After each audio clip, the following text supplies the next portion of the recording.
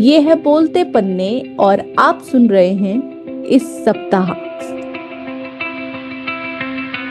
नमस्कार, मैं हूं गजेंद्र सिंह और आप सुन रहे हैं बोलते पन्ने।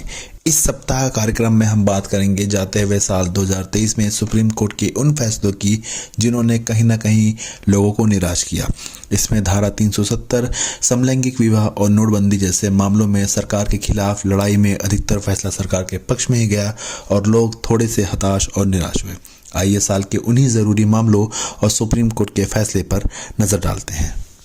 2023 में सुप्रीम कोर्ट ने 52,191 मामलों का निपटारा किया, जो पिछले 6 सालों में सबसे ज्यादा बताए जाते हैं। भारत के मुख्य न्यायाधीश DY चंद्रचूड़ के सीट संभालने के बाद कुछ ऐसी टिप्पणियां भी सामने आई जिस पर लोगों का ध्यान आकर्षित हुआ। तो आइए जानते हैं कि सुप्रीम कोर्ट ने पिछले साल यानी वर्ष 2023 में ऐसे कौन कौन से फैसले सुनाए जिस पर लोगों का ध्यान गया। सबसे अहम फैसला जो था वो था जम्मू कश्मीर से धारा 370 का हटना। 11 दिसंबर को सुप्रीम कोर्ट ने जम्मू कश्मीर से धारा 370 हटाए जाने के फैसले को सही ठहराया है। इस मामले को लेकर 23 याचिकाएं दायर की गई थीं, जिस पर 5 जजों की संविधान पीठ ने सुनवाई की। कोर्ट ने केंद्र सरकार को आदेश दिया कि वो सितंबर 2023 तक चुनाव राज्य में जरूर करा ले। बता दें कि जम्मू कश्मीर को विशेष दर्जा दिए जाने के लिए साल 1954 में धारा 370 लागू हुई थी, जिसे केंद्र सरकार यानी कि मोदी सरकार ने हटा दिया था। उसके बाद ये याचिकाएं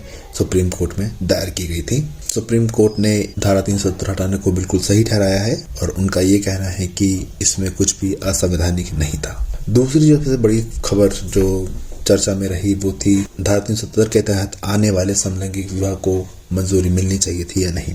17 अक्टूबर को मुख्य न्यायाधीश DY चंद्रचूड़ की अध्यक्षता वाली संविधान पीठ ने समलैंगिक जोड़ों के विवाह करने या सिविल यूनियन बनाने के अधिकार को मान्यता देने से इनकार कर दिया। 21 याचिकाएं इसके लिए दायर की गई थी और इस पर 10 दिन तक सुनवाई चली। इसके बाद कोर्ट ने कहा कि वो कानून नहीं बना सकता, केवल उनकी व्याख्या कर सकता है। कोर्ट ने कहा कि विशेष विवाह अधिनियम में बदलाव का काम संसद और विधानसभा का है।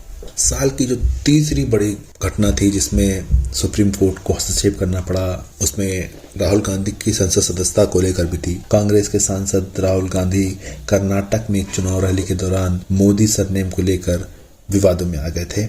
इसके बाद गुजरात के भाजपा विधायक ने उनके ऊपर मानहानि का मामला दर्ज कर दिया था। सूरत की कोर्ट ने इस मामले में राहुल को दोषी ठहराया था, 2 साल की सजा सुनाई थी, जिसके बाद राहुल गांधी की लोकसभा सदस्यता रद्द कर दी गई थी। 4 अगस्त को सुप्रीम कोर्ट ने निचली अदालत के फैसले पर रोक लगा दी। उसके बाद राहुल की संसद सदस्यता भी बहाल हो गई। हालांकि इस मामले में राहुल गांधी गुजरात हाई कोर्ट भी गए थे, जिन्होंने सूरत कोर्ट के फैसले को सही ठहराया था। चौथी जो घटना थी वो नोटबंदी के लेकर थी। नोटबंदी 2016 की सबसे बड़ी घटना थी, जिसमें 500 और 1000 रुपए के नोटों को लीगल टेंडर से बाहर कर दिया गया था। नोटबंदी के खिलाफ कुल 58 याचिकाएं सुप्रीम कोर्ट में दाखिल की गई थी, जिस पर सुप्रीम कोर्ट की 5 जजों की पीठ ने सुनवाई की।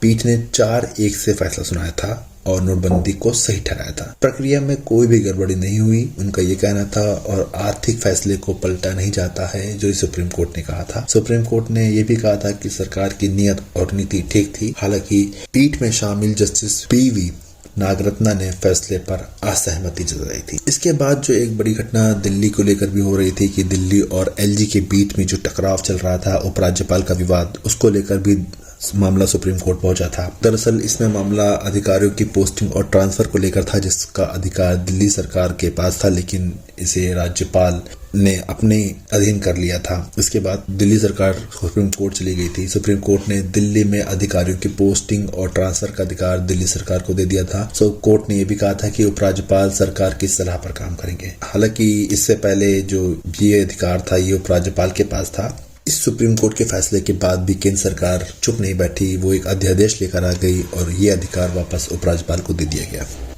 महाराष्ट्र सरकार को लेकर भी एक अहम फैसला आया था, जब राजनीतिक उथल पुथल मच गई थी इस साल, जब जून 2022 में शिवसेना के विधायक रहे एकनाथ शिंदे ने अपनी पार्टी से बगावत कर ली और भाजपा के साथ मिल गए थे। उन्होंने सरकार बना ली और मुख्यमंत्री पद पर जा बैठे। असली और नकली शिवसेना को लेकर विवाद गहरा गया। इसको लेकर उद्धव ठाकरे जो गुट था वो सुप्रीम कोर्ट पहुंच गया। 11 मई को सुनवाई के बाद सुप्रीम कोर्ट ने जो फैसला सुनाया उसमें उनको कहा कि शिंदे महाराष्ट्र के मुख्यमंत्री बने रहेंगे, क्योंकि उद्धव ने विधानसभा में फ्लोर टेस्ट होने से पहले ही इस्तीफा दे दिया था। इसमें सबसे बड़ी जरूरी बात यह थी कि सुप्रीम कोर्ट ने कहा कि अगर उद्धव खुद से इस्तीफा नहीं देते तो उनकी सरकार बहाल की जा सकती थी।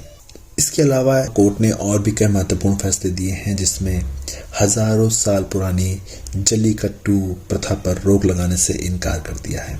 ये प्रथा काफी पुरानी है और ये तमिलनाडु का एक बहुत ही महत्वपूर्ण प्रथा मानी जाती है, जिसे पोंगल के दिन लोग करते हैं। इसे कानूनन वैध ठहराया है।